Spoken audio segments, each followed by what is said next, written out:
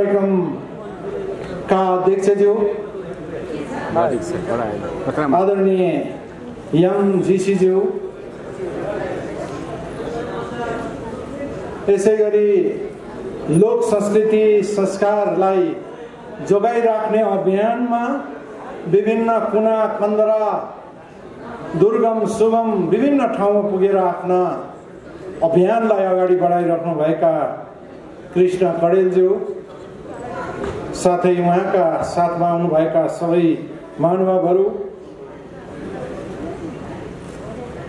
आदरणीय दिनेश डीसीज्यू,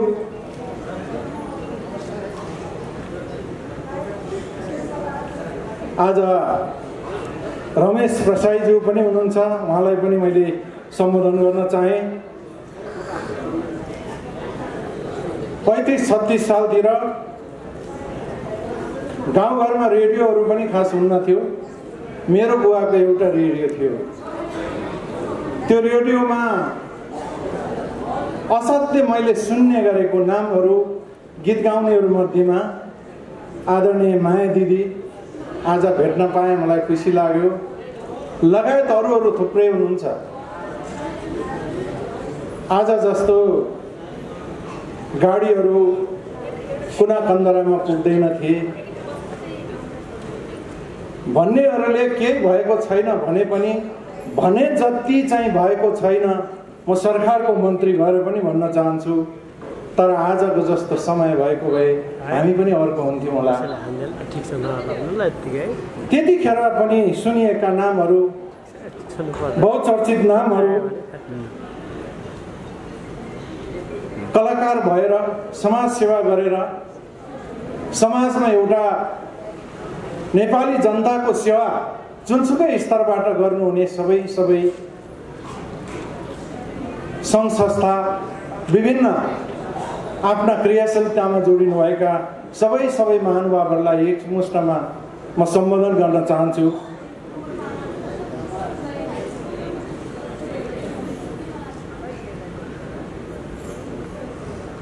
बद्री पराजुलीजीको साङ्गीतिक साँझ कार्यक्रम हो यो सँगै यो संस्थामा महत्त्वपूर्ण योगदान गर्नुहुने आदरणीय द्वय व्यक्तित्वहरू मानार्थ सदस्यबाट सम्मानित हुनुभएको छ। उहाँ दुवैलाई धेरै धेरै बधाई भन्न चाहन्छु। सँगै विभिन्न विधाबाट नेपाली जनताको माझमा आफ्ना अब्बल भूमिका खेल्नुहुने सम्मानित हुनुभएका सबै व्यक्तित्वहरू सबैलाई मैले एकमुष्टमा सम्बोधन गर्न चाहन्छु। यो अवसर आज जुट्यो। तपाईहरुको गीत संगीतहरू दोहोरीहरू सुन्न मलाई धेरै इच्छा छ। म कलाकार होइन, तर मेरो बाल्यकालमा नै मैले माया दिदीको गीत सुनिरहन्थे भनेपछि म गीत संगीतलाई मन पराउँछु भन्ने कुरा मैले भनिरहनु परेन। तर अहिले म लामो समय यहाँ बस्न सक्ने अवस्था छैन। तपाईले देखिरहनु भएको छ 12 गतेबाट संसद अधिवेशन छ, बजेट प्रस्तुत गर्नु छ, आन्दोलनहरू छन्। व्यवस्था को विरुद्धमा लाग्ने आन्दोलनहरूको विषय मेरो भन्नु छैन। ती विषयमा हामीले चर्चा गरिरहनु जरुरी छैन, किनभने आज नेपाली जनताको छोरोले, मधेसको छोरोले, जनजातिको छोरा छोरीले राष्ट्रपति हुने, राष्ट्र प्रमुख हुने अवसर नेपालमा छ। तपाई हामी नहुला, हाम्रा छोराहरू, हाम्रा छोरीहरू, हाम्रा नाति नातिनाहरू राष्ट्र प्रमुख भएर 5 वर्ष राष्ट्रपति भएर निर्वाचित हुने अधिकार सहितको यो संविधान। कुनै व्यक्ति जन्मिने बित्तिकै घोषित शासक सरकार प्रमुख होइन।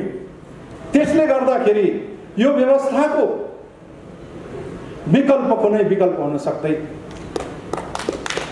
यदि यो संविधान नआएको भए मधेसको छोरो पहिलो राष्ट्रपति बन्ने थिए। यदि यो व्यवस्था नआएको भए भोजपुरमा जन्मिएको एउटा चेली राष्ट्रपति भएर 7 वर्ष बिताउने अवस्था थिएन। आज सम्माननीय राष्ट्रपति पश्चिमबाट निर्वाचित भएर रामचन्द्र पौडेलजी निर्वाचित हुनुहुन्छ सम्माननीय राष्ट्रपति। अब कोही दलितको छोरा, कोही महिला, कोही सीमान्तकृत वर्गको छोराछोरी तपाईँ हाम्रो दर सन्तान त्यो शासनको त्यो राष्ट्र प्रमुख भएर बस्ने अवस्थाको ग्यारेन्टी यही व्यवस्थाबाट छ।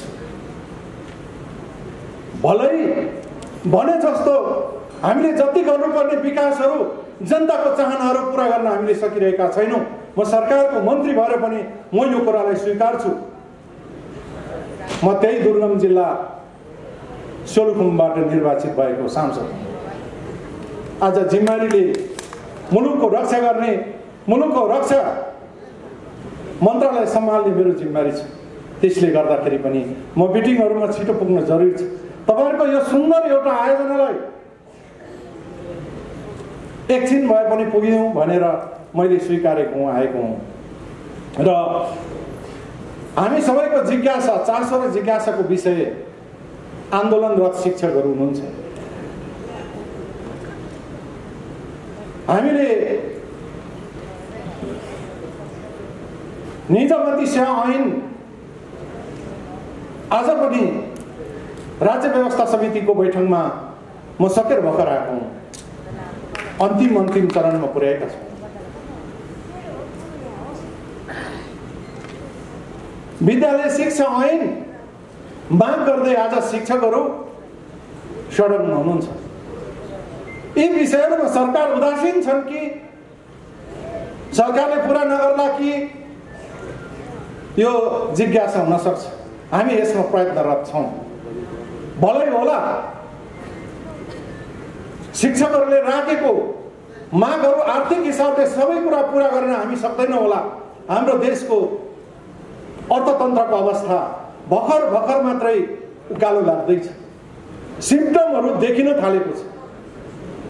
यो सरकार आइसकेपछि यी प्रगतिहरू सुरु भएको छ। हामीले निजगति